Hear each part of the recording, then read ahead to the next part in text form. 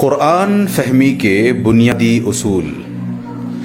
عام طور پر ہم جن کتابوں کے پڑھنے کے عادی ہیں ان میں ایک متعین موضوع پر معلومات، خیالات اور دلائل کو ایک خالص تصنیفی تربیت کے ساتھ مسلسل بیان کیا جاتا ہے۔ اسی بنا پر جب ایک ایسا شخص جو قرآن سے ابھی تک اجنبی رہا ہے پہلی مرتبہ اس کتاب کے مطالعے کا ارادہ کرتا ہے تو وہ یہ توقع لیے ہوئے آگے بڑھتا ہے کہ یہ کتاب ہونے کی حیثیت سے اس میں بھی عام کتابوں کی طرح پہلے موضوع کا تعین ہوگا، پھر اصل مضمون کو ابواب اور فصلوں میں تقسیم کر کے ترتیب وار ایک ایک مسئلے پر بحث کی جائے گی، اور اسی طرح زندگی کے ایک ایک شعبے کو لے کر اس کے متعلق بھی احکام و ہدایات سلسلے وار درج ہوں گے۔ لیکن جب وہ کتاب کھول کر مطالعہ شروع کرتا ہے تو یہاں اسے اپنی توقع کے بالکل خلاف ایک دوسرے ہی انداز بیان سے سابقہ پیش آتا ہے جس سے وہ اب تک بالکل ناآشنا تھا۔ یہاں وہ دیکھتا ہے کہ اعتقادی مسائل، اخلاقی ہدایات، احکام شرعیہ، دعوت، نصیحت، عبرت، تنقید، ملامت، تخویف، بشارت، تسلی، دلائل، شواہد، تاریخی قصے، آثار کائنات کی طرف اشارے بار بار ایک دوسرے کے بعد آ رہے ہیں۔ ایک ہی مضمون مختلف طریقوں سے مختلف الفاظ میں دہرایا جا رہا ہے، ایک مضمون کے بعد دوسرا اور دوسرے کے بعد تیسرا اچانک شروع ہو جاتا ہے، بلکہ ایک مضمون کے بیچ میں دوسرا مضمون یکایک آ جاتا ہے۔ مخاطب اور متکلم بار بار بدلتے ہیں اور خطاب کا رخ رہ رہ کر مختلف سمتوں میں پھرتا ہے۔ بابوں اور فصلوں کی تقسیم کا کہیں نشان نہیں۔ تاریخ ہے تو تاریخ نگاری کے انداز میں نہیں، فلسفہ اور مابعد طبعیات ہے تو منطق و فلسفے کی زبان میں نہیں، انسان اور موجودات عالم کا ذکر ہے تو تعلیم طبعیات کے طریقے پر نہیں، تمدن و سیاست اور معیشت و معاشرت کی گفتگو ہے تو علم عمران کے طرز پر نہیں، قانون احکام اور اصول قانون کا بیان ہے تو مقننوں کے ڈھنگ سے بالکل مختلف، اور اخلاق کی تعلیم ہے تو فلسفہ اخلاق کے سارے لٹریچر سے اس کا انداز جدا۔ یہ سب کچھ اپنے سابق کتابی تصور کے خلاف پا کر آدمی پریشان ہو جاتا ہے اور اسے یوں محسوس ہونے لگتا ہے کہ یہ ایک غیر مرتب، غیر مربوط، منتشر کلام ہے جو اول سے لے کر آخر تک بے شمار چھوٹے بڑے مختلف شذرات پر مشتمل ہے، مگر مسلسل عبارت کی شکل میں لکھ دیا گیا ہے۔ مخالفانہ نقطہ نظر سے دیکھنے والا اس پر طرح طرح کے اعتراضات کی بنا رکھ دیتا ہے، اور موافقانہ نقطہ نظر رکھنے والا کبھی معنی کی طرف سے آنکھیں بند کر کے شکوک سے بچنے کی کوشش کرتا ہے، کبھی اس ظاہری بے ترتیبی کی تعویلیں کر کے اپنے دل کو سمجھا لیتا ہے، کبھی مصنوعی طریقے سے ربط تلاش کر کے عجیب عجیب نتائج نکالتا ہے، اور کبھی نظریہ شذرات کو قبول کر لیتا ہے، جس کی وجہ سے ہر آیت اپنے سیاق و سباق سے الگ ہو کر ایسی معنی آفرینیوں کی آماجگاہ بن جاتی ہے جو قائل کی منشا کے خلاف ہوتی ہیں۔ پھر ایک کتاب کو اچھی طرح سمجھنے کے لیے ضروری ہے کہ پڑھنے والے کو اس کا موضوع معلوم ہو، اس کا مقصد و مدعا اور اس کے مرکزی مضمون کا علم ہو، اس کے انداز بیان سے واقفیت ہو، اس کی اصطلاحی زبان بلکہ اس کی اصطلاحی زبان اور اس کے مخصوص طرز تعبیر سے شناسائی ہو، اور اس کے بیانات اپنی ظاہری عبارت کے پیچھے جن احوال و معاملات سے تعلق رکھتے ہوں وہ بھی نظر کے سامنے رہیں۔ عام طور پر جو کتابیں ہم پڑھتے ہیں ان میں یہ چیزیں بآسانی مل جاتی ہیں، اس لیے ان کے مضامین کی تہ تک ہمیں پہنچنے میں کوئی زحمت نہیں ہوتی، مگر قرآن میں یہ اس طرح نہیں ملتی جس طرح ہم دوسری کتابوں میں انہیں پانے کے عادی رہے ہیں۔ اس لیے ایک عام کتاب خواں کی ذہنیت سے جب ہم میں کا کوئی قرآن کا مطالعہ کرتا ہے تو اسے کتاب کے موضوع اور مرکزی مضمون کا مدعا نہیں ملتا۔ اس کا انداز بیان اور طرز تعبیر بھی کچھ اجنبی سا محسوس ہوتا ہے، اور اکثر مقامات پر اس کی عبارات کا پس منظر بھی اس کی نگاہوں سے اوجھل رہتا ہے۔ نتیجہ یہ ہوتا ہے کہ متفرق آیات میں حکمت کے جو موتی بکھرے ہوئے ہوتے ہیں، ان سے کم و بیش مستفید ہونے کے باوجود آدمی کلام اللہ کی اصلی روح تک پہنچنے سے محروم رہ جاتا ہے، اور علم کتاب حاصل کرنے کی بجائے اس کو کتاب کے محض چند منتشر نکات اور فوائد پر قناعت کر لینی پڑتی ہے۔ بلکہ اکثر لوگ جو قرآن کا مطالعہ کر کے شبہات میں مبتلا ہو جاتے ہیں، ان کے بھٹکنے کی ایک وجہ یہ بھی ہے کہ فہم کتاب کے ان ضروری مبادی سے نا واقف رہتے ہوئے جب وہ قرآن کو پڑھتے ہیں تو اس کے صفحات پر مختلف مضامین انہیں بکھرے ہوئے نظر آتے ہیں۔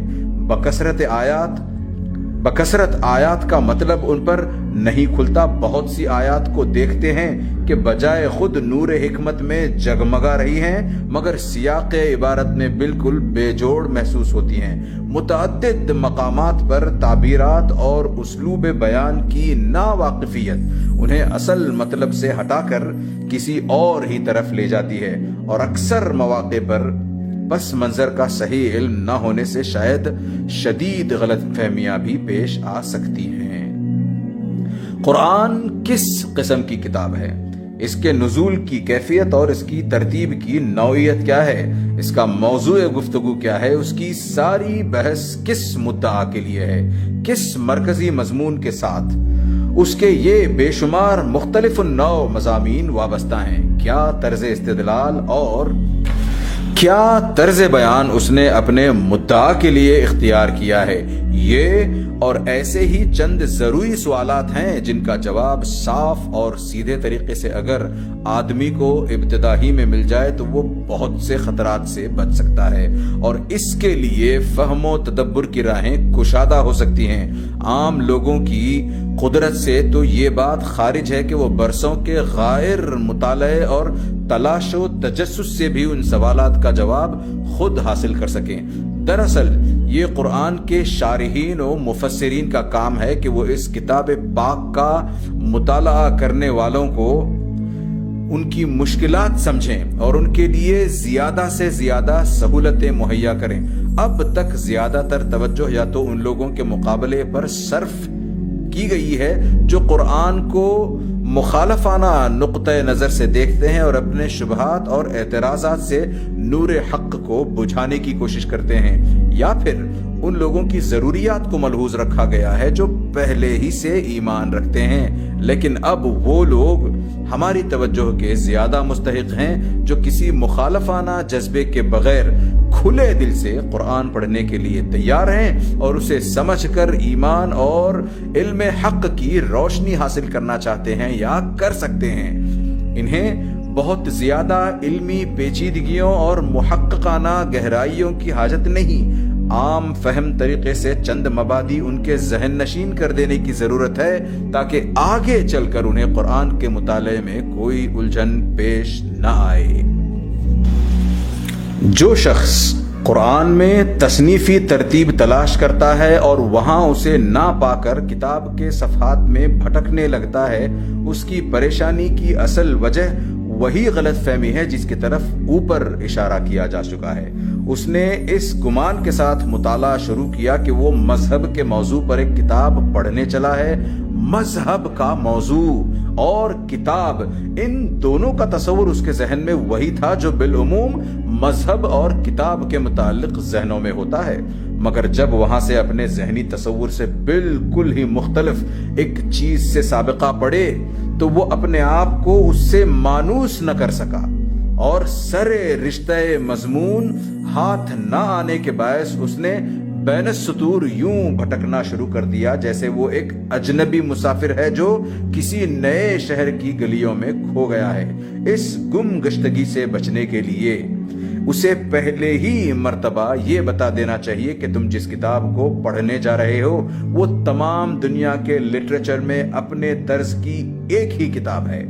اس کی تصنیف دنیا کی ساری کتابوں سے بالکل مختلف طور پر ہوئی ہے۔ اپنے موضوع اور مضمون اور ترتیب کے لحاظ سے بھی یہ ایک نرالی چیز ہے لہٰذا تمہارے ذہن کا وہ کتابی سانچہ جو اب تک کی کتب بینی سے بنا ہے اس کتاب کے سمجھنے میں تمہاری مدد نہ کرے گا بلکہ الٹا مزاحم ہوگا۔ اسے سمجھنا چاہتے ہو تو پہلے اپنے سے قائم کیے ہوئے قیاسات کو ذہن سے نکال کر اس کی عجیب خصوصیات سے شناسائی حاصل کرو۔ اس سلسلے میں سب سے پہلے ناظر کو قرآن کی اصل سے واقف ہونا چاہیے، وہ خواہ اس پر ایمان لائے یا نہ لائے، مگر اس کتاب کو سمجھنے کے لیے اسے نقطہ آغاز کے طور پر اس کی وہی اصل قبول کرنی ہوگی جو خود اس کے پیش کرنے والے یعنی محمد صلی اللہ علیہ وسلم نے بیان کی ہے، اور وہ یہ ہے: اللہ عز و جل نے جو کائنات کا خالق اور مالک و فرما روا ہے، اپنی بے پایاں مملکت کے اس حصے میں جسے زمین کہتے ہیں انسان کو پیدا کیا، اسے جاننے، سوچنے اور سمجھنے کی قوتیں دی، فجور اور تقوی کی تمیز دی، انتخاب اور ارادے کی آزادی دی، تصرفات کے اختیارات بخشے اور فی الجملہ ایک طرح کی خود اختیاری اٹھانومی دے دی اور اسے دے کر کے زمین پر خلیفہ بنا دیا۔ اس تقرر کے ساتھ ہی اللہ نے انسانوں کو آگاہ کر دیا کہ تمہارا اور تمام جہان کا مالک اور معبود اور خالق میں ہوں۔ میری اس سلطنت میں نہ تم خود مختار ہو، نہ کسی دوسرے کے بندے ہو، اور نہ میرے سوا کوئی تمہاری اطاعت اور بندگی و پرستش کا مستحق ہے۔ دنیا کی یہ زندگی جس میں تمہیں یہ اختیارات دے کر بھیجا جا رہا ہے،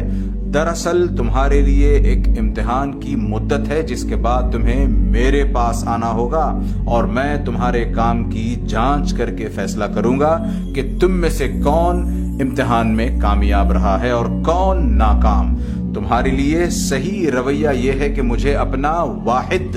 رب اور الہ تسلیم کرو، جو ہدایات میں بھیجوں اس کے مطابق دنیا میں کام کرو اور دنیا کو دارالامتحان سمجھتے ہوئے اس شعور کے ساتھ زندگی بسر کرو کہ تمہارا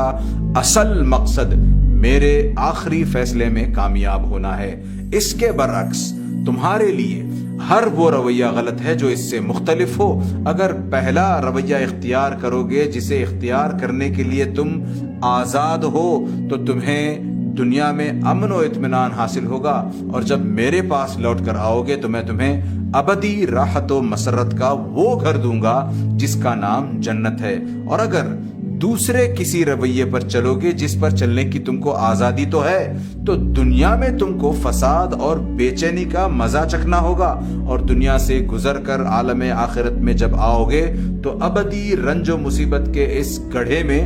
پھینک دیے جاؤ گے جس کا نام جہنم ہے۔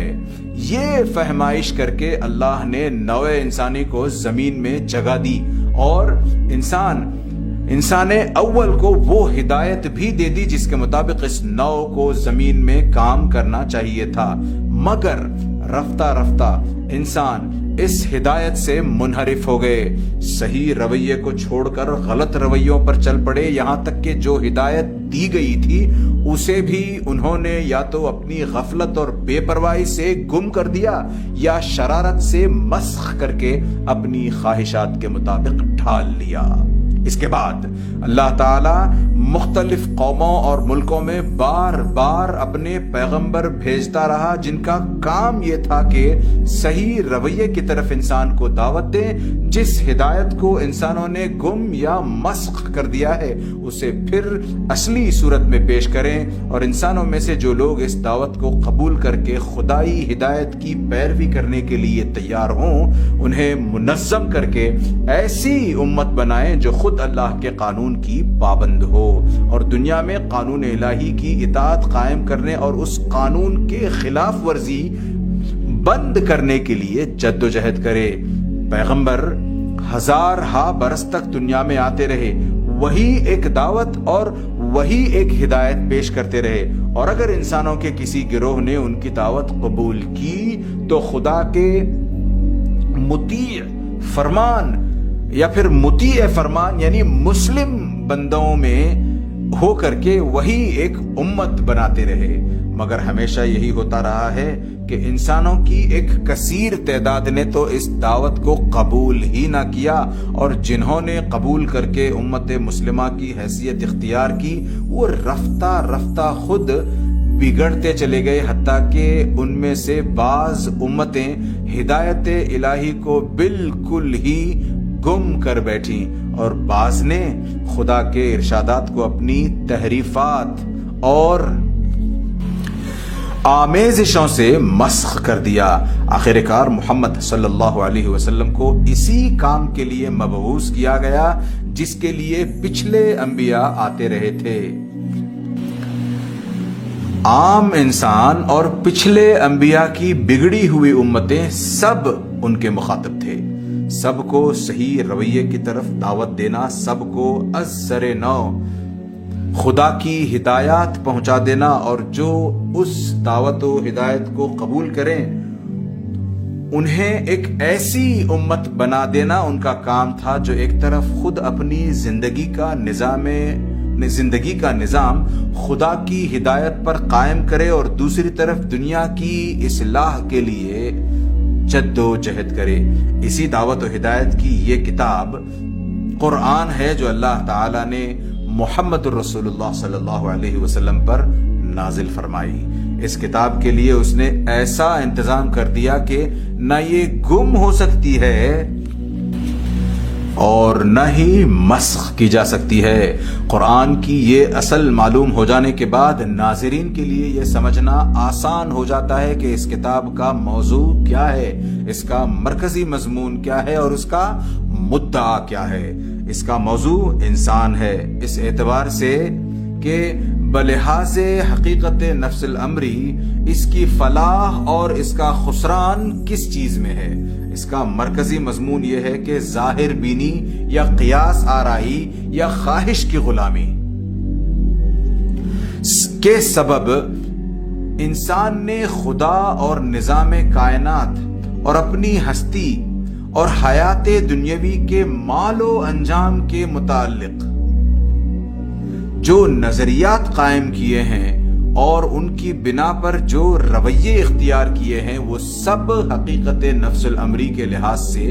غلط اور نتیجے کے اعتبار سے خود انسان ہی کے لیے تباہ کن ہے۔ حقیقت وہ ہے جو انسان کو خلیفہ بناتے وقت خدا نے خود بتا دی تھی، اور اس حقیقت کے لحاظ سے انسان کے لیے وہی رویہ درست ہے اور خوش انجام ہے جسے اوپر صحیح رویے کی طرف دعوت دینا اور اللہ کی اس ہدایت کو واضح طور پر پیش کرنا کہا گیا ہے، جسے انسان اپنی غفلت سے گم اور اپنی شرارت سے مسخ کر رہا ہے۔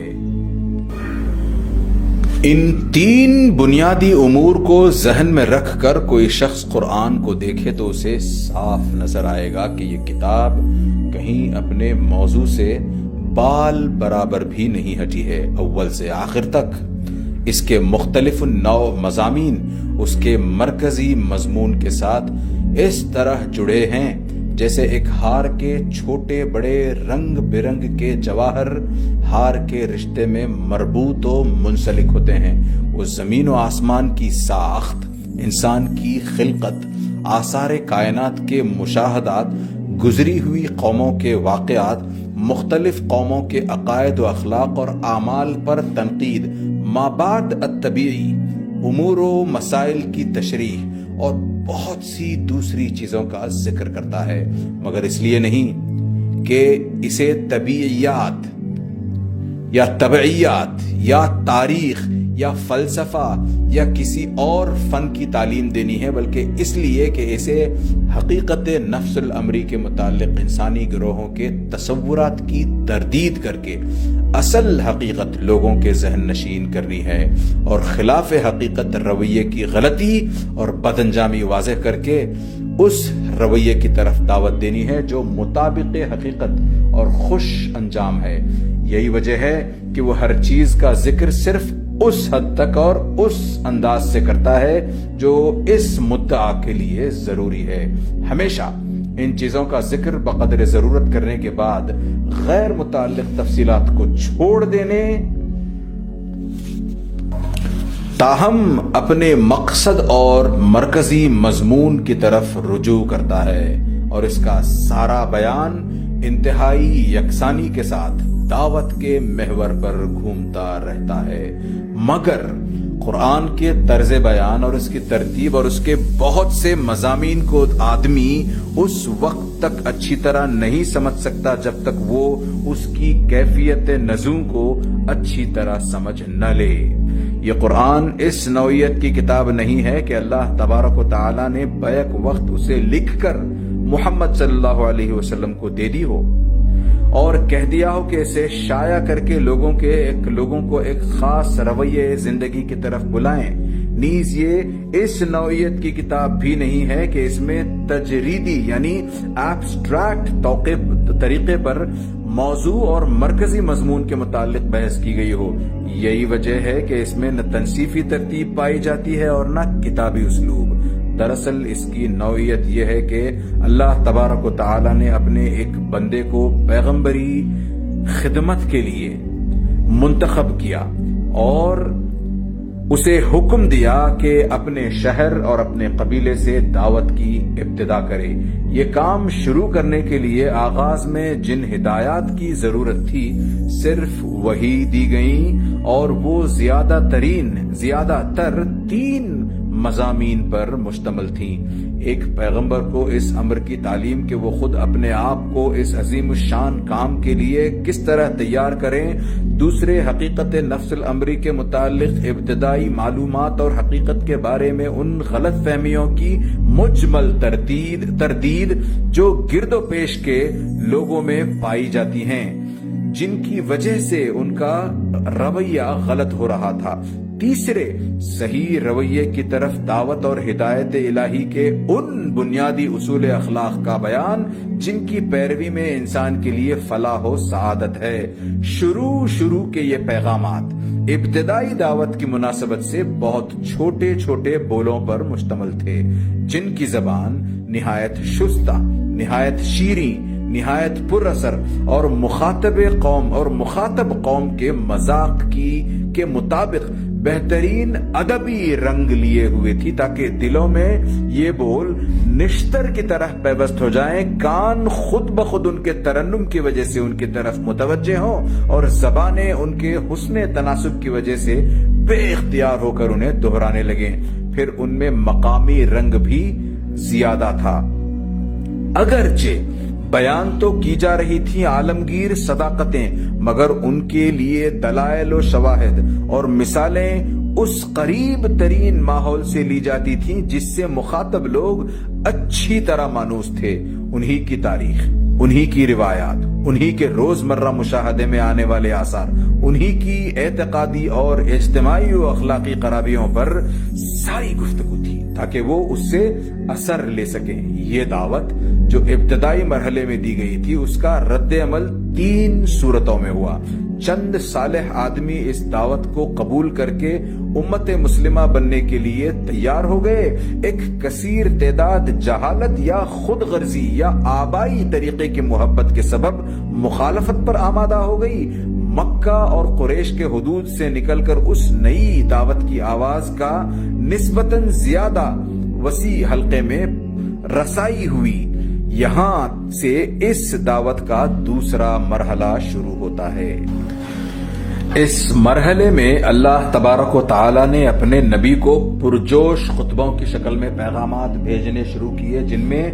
دریا کی سی روانی، سیلاب کی سی قوت اور تیز و تند آگ کی سی تاثیر تھی۔ ان خطبوں میں ایک طرف اہل ایمان کو ان کے فرائض بتائے گئے، ان کے اندر جماعتی شعور پیدا کیا گیا، انہیں تقوی، فضیلت اخلاق اور پاکیزگی سیرت کی تعلیم دی گئی، ان کو دین حق کے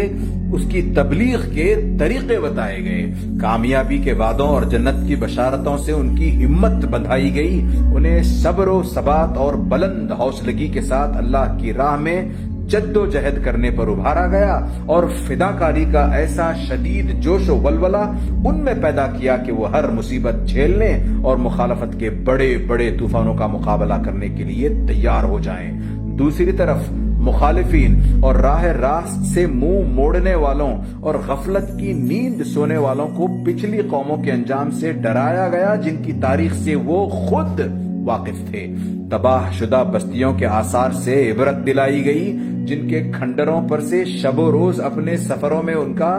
گزر ہوتا تھا۔ آثار کائنات اور خود ان کی اپنی ہستی سے ان کے نظریات و عقائد کی غلطی اور توحید و معاد اور حساب آخرت کی صداقت انہیں سمجھائی گئی۔ خدا کے غضب اور قیامت کی ہولناکیوں اور جہنم کے عذاب کا خوف دلایا گیا۔ برے اخلاق اور غلط طرز زندگی پر انہیں ملامت کی گئی اور بتدریج اللہ کی ہدایت اور صحیح رویہ زندگی کو زیادہ تفصیلی صورت میں ان کے سامنے پیش کر کے قبول حق کی دعوت دی گئی۔ یہ مرحلہ بجائے خود مختلف منزلوں پر مشتمل تھا جن میں سے ہر منزل میں دعوت زیادہ وسیع ہوتی گئی، جدوجہد اور مزاحمت سخت ہوتی گئی، مختلف عقائد اور مختلف طرز عمل رکھنے والے گروہوں سے سابقہ پیش آتا گیا اور اس کے مطابق اللہ تعالی کی طرف سے آنے والے پیغامات میں مضامین کا تنوع بڑھتا گیا۔ اس کے بعد یہ دعوت تیسرے مرحلے میں داخل ہوئی جس کا آغاز ہجرت سے ہوا۔ اس مرحلے میں حالات کا نقشہ بالکل بدل گیا۔ امت مسلمہ ایک باقاعدہ ریاست کی بنا ڈالنے میں کامیاب ہو گئی۔ پرانی جاہلیت کے علم برداروں سے جنگ کی نوبت آئی۔ پچھلے انبیاء کی امتوں سے سابقہ پیش آیا۔ خود امت مسلمہ کے اندرونی نظام میں مختلف قسم کے منافق گھس آئے اور ان سے بھی بھگتنا پڑا اور کئی سال کی شدید کشمکش سے گزر کر آخر کار یہ امت کامیابی کی اس منزل پر پہنچی کہ سارا عرب اس کے زیر نگی ہو گیا اور دعوت و اصلاح کے دروازے اس کے سامنے کھل گئے۔ اس مرحلے کی بھی مختلف منزلیں تھیں۔ ہر منزل میں اس کی مخصوص صورتوں کے مطابق اللہ تعالی کی طرف سے ایسے پیغامات آئے جن کا انداز کبھی آتشی خطابت کا، کبھی شاہانہ فرامین و احکام کا، کبھی معلمانہ درس و تعلیم کا اور کبھی مصلحانہ افہام و تفہیم کا ہوتا تھا۔ اس میں نبی کو بتایا گیا کہ وہ جماعت اور ریاست اور مدنیت صالحہ کی تعمیر کس طرح کریں، زندگی کے مختلف شعبوں کو کن اصول و ضوابط پر قائم کریں، منافقین اور اہل کتاب اور برسر جنگ یا برسر مصالحت کافروں کے ساتھ ان کی مختلف حالتوں کے لحاظ سے کیا معاملہ کریں، اور ایک طرف عالمگیر دعوت و اصلاح کی اور دوسری طرف جماعت مسلمین کے سردار کی اور تیسری طرف رئیس حکومت کی مختلف حیثیتوں میں بیک وقت کس طرح کام کرے۔ مسلمانوں کی زندگی کے مختلف معاملات و احوال میں صحیح طرز عمل کی تفصیلی ہدایات دی گئیں، ان کی کمزوریوں پر تنبیہ کی گئی، ان کو راہ خدا میں جان و مال سے ابھارا گیا، ان کو شکست و فتح، مصیبت و راحت، بدحالی و خوشحالی، امن اور خوف، غرض ہر حال میں اس کے مناسب اخلاقیات کی تعلیم دی گئی اور انہیں اس طرح تیار کیا گیا کہ وہ نبی کے بعد ان کے جانشین بن کر اس دعوت و اصلاح کے کام کو انجام دے سکیں۔ دائرہ ایمان سے جو لوگ باہر تھے، اہل کتاب، منافق، کفار و مشرکین، ان سب کو ان کی مختلف حالتوں کے لحاظ سے سمجھانے، نرمی سے دعوت دینے، سختی سے ملامت کرنے، نصیحت کرنے، خدا کے عذاب سے ڈرانے اور سبق آموز واقعات و احوال سے عبرت دلانے کی کوشش کی گئی تاکہ ان پر حجت تمام کر دی جائے۔ اس بیان سے یہ بات واضح ہو جاتی ہے کہ قرآن ایک دعوت کے ساتھ اترنا شروع ہوا اور وہ دعوت اپنے آغاز سے لے کر اپنی انتہائی تکمیل تک 23 سال کی مدت میں جن جن مرحلوں اور جن جن منزلوں سے گزرتی رہی، ان کی مختلف نوع ضرورتوں کے مطابق قرآن کے مختلف حصے نازل ہوتے رہے۔ ظاہر ہے کہ ایسی کتاب میں تصنیفی ترتیب نہیں ہو سکتی۔ پھر اس دعوت کے ارتقاء کے ساتھ ساتھ قرآن کے جو چھوٹے اور بڑے حصے نازل ہوئے وہ بھی رسالوں کی شکل میں شائع نہیں کیے جاتے تھے، بلکہ تقریروں کی شکل میں بیان کیے جاتے تھے اور اسی شکل میں پھیلائے جاتے تھے۔ اگرچہ قلم بند اسی وقت کر لیے جاتے تھے، مگر اشاعت زیادہ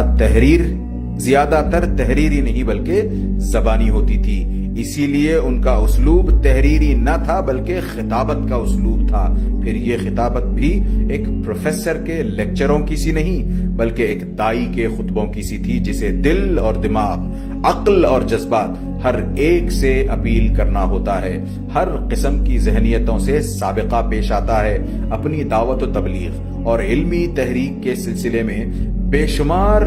مختلف حالتوں میں کام کرنا پڑتا ہے، ہر ممکن پہلو سے اپنی بات دلوں میں بٹھانا، خیالات کی دنیا بدلنا، جذبات کا سیلاب اٹھانا، مخالفتوں کا زور توڑنا، ساتھیوں کی اصلاح و تربیت کرنا اور ان میں جوش اور عزم پیدا کرنا، دشمنوں کو دوست اور منکروں کو معترف بنانا، مخالفین کی حجت منقطع کرنا اور ان کی اخلاقی طاقت کا استیصال کر دینا، غرض وہ سب کچھ کر دینا ہوتا ہے جو ایک دعوت کے علمبردار اور ایک تحریک کے لیڈر کے لیے ضروری ہے۔ اس لیے اللہ تعالیٰ نے اپنے پیغمبر پر جو پیغامات نازل کیے ان کا طرز خطابت وہی تھا جو ایک دعوت کے مناسب حال ہوتا ہے۔ ان میں ایک یونیورسٹی کے لیکچروں کا انداز تلاش کرنا صحیح نہیں ہے۔ یہیں سے یہ بات بھی اچھی طرح سمجھ میں آ سکتی ہے کہ قرآن میں مضامین کی بکثرت تکرار کیوں ہے۔ ایک دعوت اور عملی تحریک کا فطری اقتضا یہ ہے کہ وہ جس وقت اور جس مرحلے میں ہو اس میں وہی باتیں کہی جائیں جو اس مرحلے سے مناسبت رکھتی ہوں، اور جب تک دعوت ایک مرحلے میں رہے بعد کے مراحل کی بات نہ چھیڑی جائے بلکہ اسی مرحلے کی باتوں کا اعادہ کیا جاتا رہے، خواہ اس میں چند مہینے لگیں یا کئی سال صرف ہو جائیں۔ پھر اگر ایک ہی قسم کی باتوں کا اعادہ، ایک ہی عبارت، ایک ہی ڈھنگ پر کیا جائے تو ان کے کان سنتے سنتے تھک جائیں اور طبیعتیں اکتانے لگیں۔ اس لیے یہ بھی ضروری ہے کہ ہر مرحلے میں جو باتیں بار بار کہنی ہوں انہیں بار بار یا پھر ہر بار نئے الفاظ، نئے اسلوب اور نئی آن بان سے کہا جائے تاکہ نہایت خوشگوار طریقے سے وہ دلوں میں بیٹھ جائیں، اور دعوت کی ایک ایک منزل اس طریقے سے محکم بلکہ مستحکم ہوتی چلی جائے۔ اس کے ساتھ یہ بھی ضروری ہے کہ دعوت کی اساس جن چیزوں پر ہو انہیں پہلے قدم سے آخری منزل تک کسی وقت اور کسی حال میں نظروں سے اوجھل نہ ہونے دیا جائے بلکہ ان کا اعادہ بہرحال دعوت کے مرحلے میں ہوتا رہے۔ یہی وجہ ہے کہ دعوت اسلامی کے ایک مرحلے میں قرآن کی جتنی صورتیں نازل ہوئی ہیں ان سب میں بالعموم ایک ہی قسم کے مضامین، الفاظ اور انداز بیان بدل کر آئے ہیں، مگر توحید اور صفات الہی، آخرت کا حساب، معاف کیجیے گا، آخرت اور حساب و مکافات، رسالت اور ایمان بالکتاب، تقوی اور صبر و توکل اور اسی قسم کے دوسرے مضامین کی تکرار پورے قرآن میں نظر آتی ہے، کیونکہ اس تحریک کے کسی مرحلے میں بھی ان سے ذہول گوارا نہیں کیا جا سکتا تھا۔ یہ بنیادی تصورات اگر کہیں ذرا بھی کمزور ہو جاتے تو تحریک اپنی صحیح روح کے ساتھ نہیں چل سکتی۔ اگر غور کیا جائے تو اسی بیان سے یہ سوال بھی حل ہو جاتا ہے کہ نبی کریم صلی اللہ علیہ وسلم نے قرآن کو اسی ترتیب کے ساتھ کیوں نہ مرتب کروا دیا جس ترتیب کے ساتھ یہ نازل ہوا تھا۔ آپ کو معلوم ہو چکا ہے کہ قرآن کا نزول اس ترتیب سے ہوا تھا جس ترتیب سے دعوت کا آغاز اور ارتقاء ہوا تھا۔ ظاہر ہے کہ دعوت کے تکمیل کو پہنچ جانے کے بعد وہ ترتیب کسی طرح درست نہ ہو سکتی تھی جو صرف دعوت ہی کے ساتھ مناسبت رکھتی تھی۔ ان پیغامات کو مسلسل کتاب کی صورت میں مرتب کرنے کے لیے ایک دوسری ترتیب درکار تھی جو تکمیل دعوت کے بعد کی صورتحال کے لیے زیادہ مناسب ہو۔ ابتدا میں اس دعوت کے مخاطب اول وہ لوگ تھے جو اسلام سے ناآشنا تھے اور وہاں بالکل ابتدا سے کام کرنا تھا، مگر تکمیل دعوت کے بعد اس کے مخاطب اول وہ لوگ ہو گئے جو اس پر ایمان لا کر ایک امت بن چکے تھے اور اس کام کو جاری رکھنے کے ذمہ دار قرار پائے تھے، جسے پیغمبر صلی اللہ علیہ وسلم نے तमाम नजरी और अमली हैसियत से मुकम्मल करके उनके सुपर्द किया था। अब जरूरत थी कि पहले वो खुद अपने फराइज से, अपने कवानीन हयात से और उन फितनों से जो पैगंबरों की उम्मतों में रूनुमा होते रहे हैं अच्छी तरह वाकिफ और खबरदार हो जाएं। फिर इस्लाम से बेगाना दुनिया के सामने खुदा की हिदायत और उसके रास्ते की तरफ दावत को लेकर आगे बढ़ें। यही हिकमत कुरान की मौजूदा तरतीब में मलबूस है, जो यकीनन नबी करीम सल्लल्लाहु अलैहि वसल्लम की ईजाद नहीं है, बल्कि उसी खुदा के हुक्म से दी गई है जिसने कुरान नाजिल किया है।